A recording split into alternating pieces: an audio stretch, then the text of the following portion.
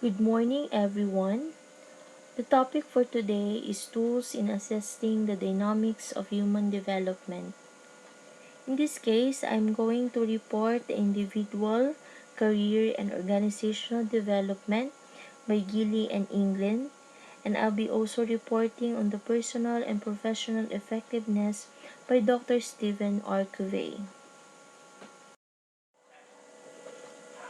Individual, Career, and Organizational Development by Gilly and England.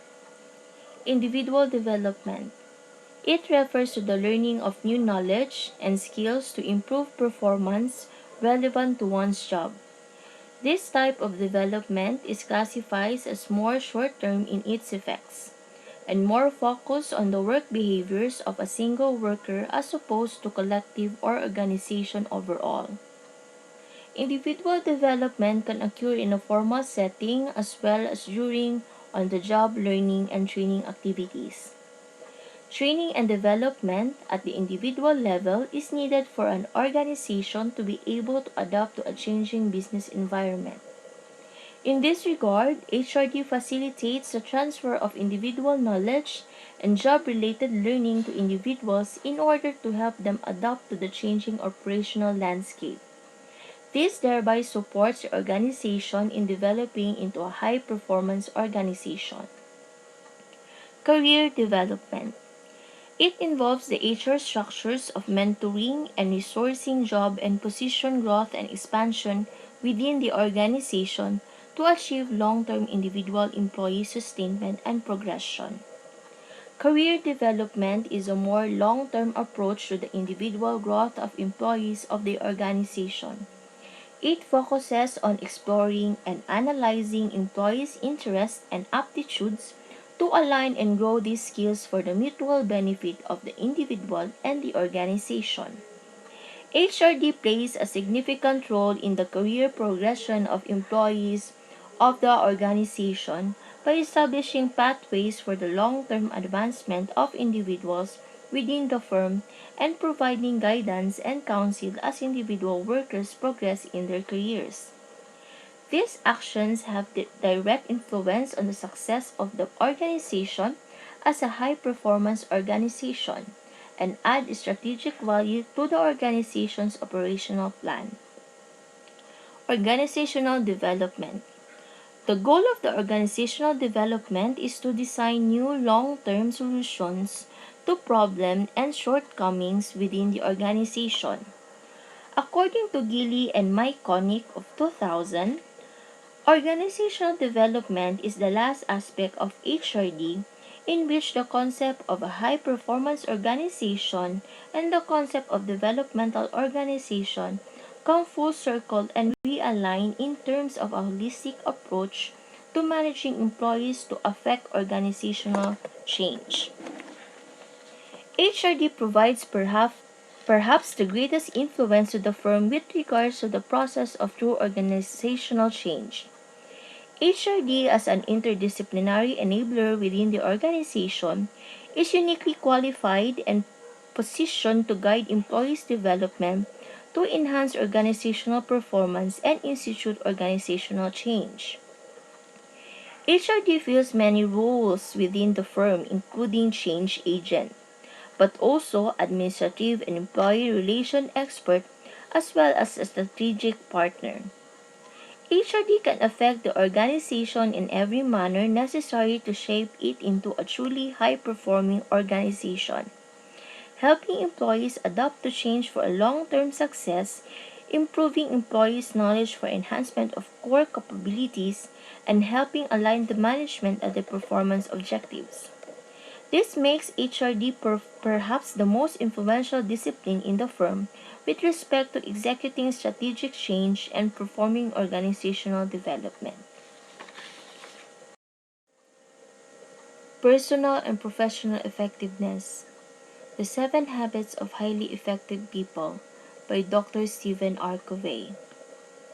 In his book, The Seven Habits of Highly Effective People, Stephen Covey described a practical set of habits that can help us grow personally to become more effective.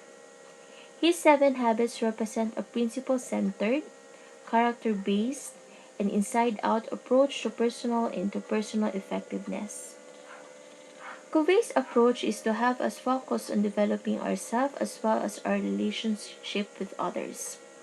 He believes that if the seven habits are integrated into our life, they will help us move through the stages of personal development.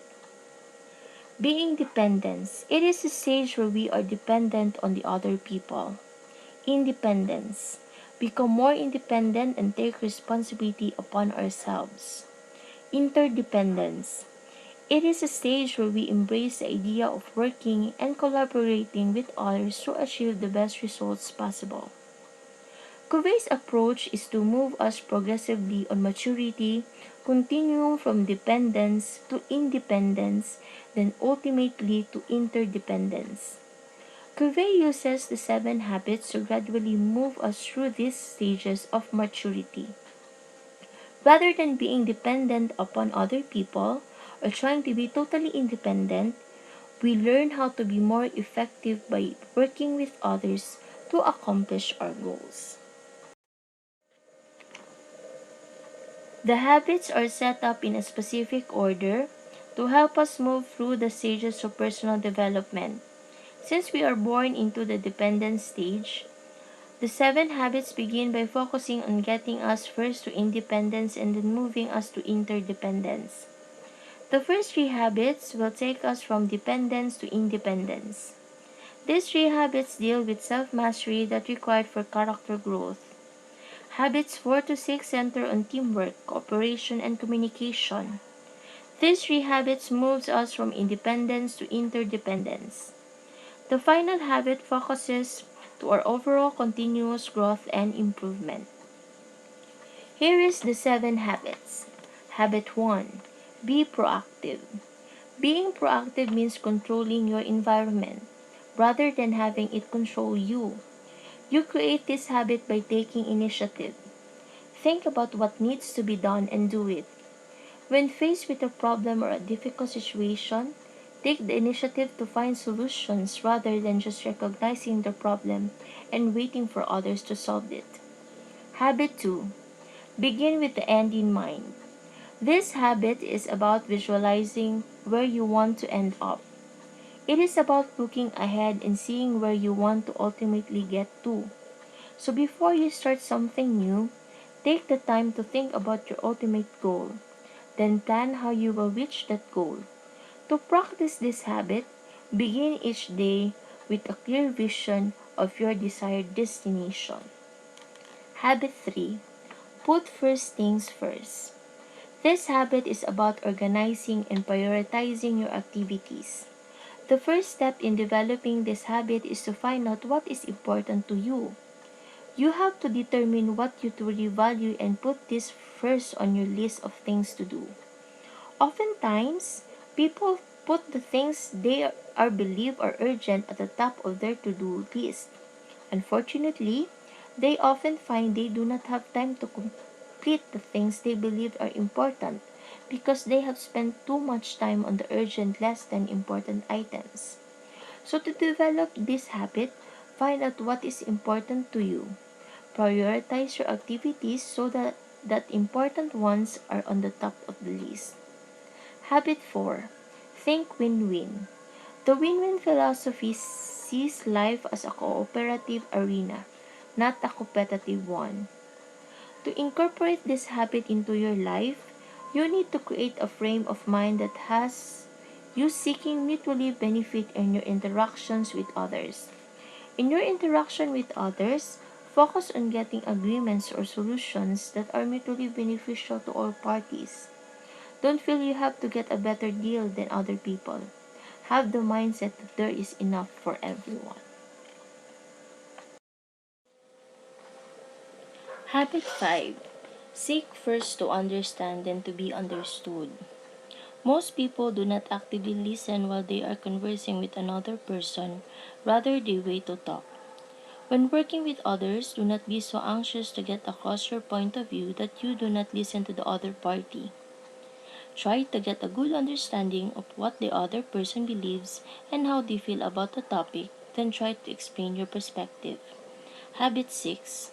Synergize. This habit is about creative cooperation. Creative cooperation is based on the belief that people working together can produce far better results than they could individually. Synergy helps you discover things together you are much less likely to discover by yourself.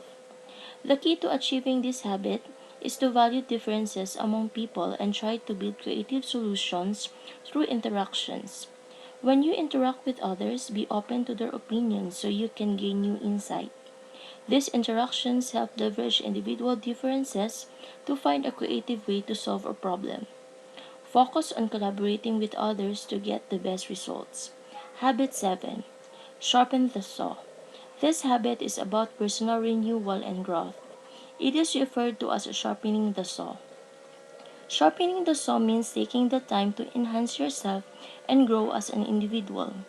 It entails renewing yourself in all four aspects or dimensions of who you are.